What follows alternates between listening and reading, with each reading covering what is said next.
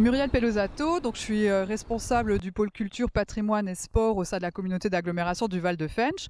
Donc on est ici sur le parc du Haut-Fourneau U4 qui a démarré sa saison au mois d'avril. Dans ce cadre-là, nous avons toute une série de nouveautés à proposer au public.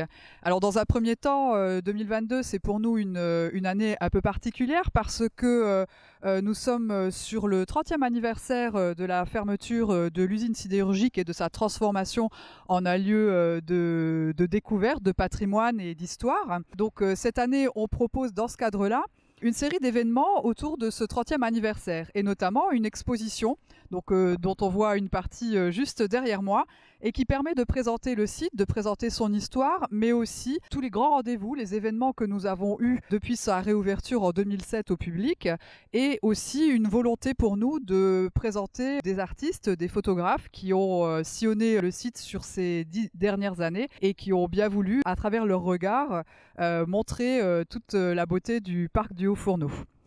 En termes de nouveautés, donc, il y a d'autres choses que nous proposons cette année, notamment une expérience de réalité virtuelle. Donc, le public peut venir sur le site pour découvrir cette expérience à l'aide de casques de réalité virtuelle. Et dans ce cadre-là, donc, nous sommes plongés directement dans la peau d'un fondeur. Donc, le visiteur pourra par lui-même découvrir ce qu'était le métier de fondeur, mais aussi avoir une vision panoramique du Haut-Fourneau en montant tout en haut à une cinquantaine de mètres de hauteur pour découvrir ce qui se passe au niveau du Gueulard, donc le sommet du Haut-Fourneau. Enfin, une dernière proposition et une dernière nouveauté pour cette année, c'est un adventure game donc, qui avait été testé un petit peu l'année dernière pour voir comment le public réagissait par rapport à ce projet et donc c'est quelque chose qui a bien marché pour les journées du patrimoine et donc cette année on le propose sur toute la saison. Donc l'adventure game se fait en famille ou entre amis, en équipe de 4 à 5 personnes maximum, mais dans ce cadre-là, donc vous pouvez découvrir l'histoire de la sidérurgie à travers des énigmes qui sont à résoudre pour découvrir un fameux lago d'or qui a été réalisé sur le parc du Haut-Fourneau.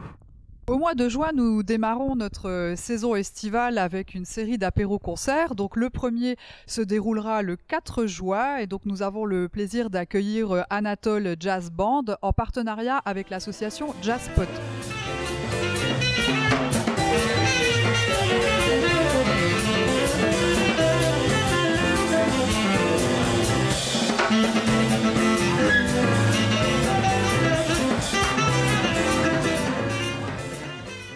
Donc c'est le 4 juin à partir de 19h, donc un concert et puis une restauration sur place pour passer une soirée agréable. Ensuite, au mois de juin, nous enchaînons avec nos traditionnelles fêtes de l'U4 qui se dérouleront sur le week-end du 18 et 19 juin. C'est un rendez-vous régulier maintenant pour nous et donc nous aurons, comme à notre habitude, le plaisir d'accueillir une dizaine de compagnies pour jouer des spectacles de plein air, donc du théâtre, de la déambulation, du cirque, de la musique. Donc ce sera à partir de 14h le samedi et également 14h le dimanche. Donc on vous attend nombreux sur ce week-end.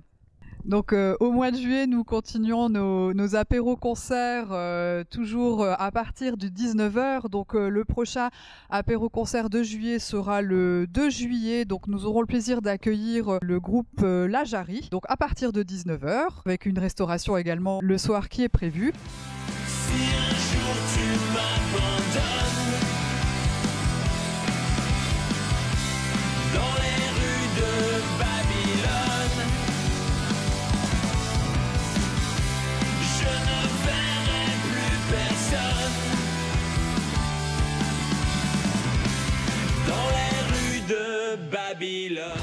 Et le 30 juillet, à 19h toujours, nous accueillerons avec grand plaisir les Tambours du Bronx.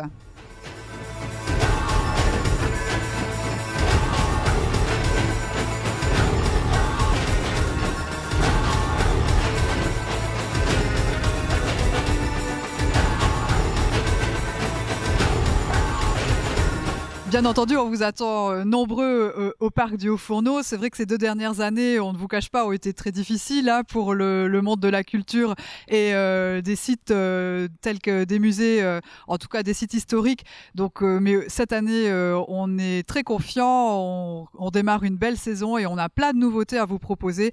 Donc, n'hésitez pas à venir nous voir en famille ou entre amis, passer une bonne après-midi et découvrir le tourisme industriel en Vallée de la Fensch.